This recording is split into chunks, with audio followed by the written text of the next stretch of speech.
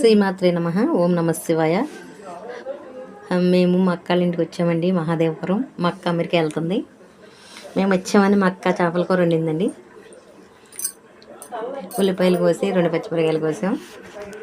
దాంట్లో కొంచెం కేసం మసాలాకు, దాల్చిన చెక్క, కొంచెం పసుపు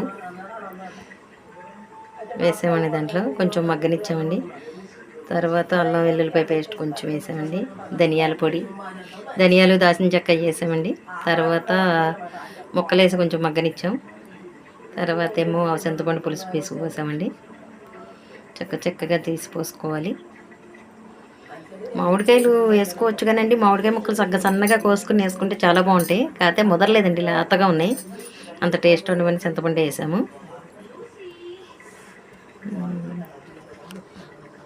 మా చేపల కూర నచ్చితే ఒక లైక్ చేయండి, కామెంట్ చేయండి.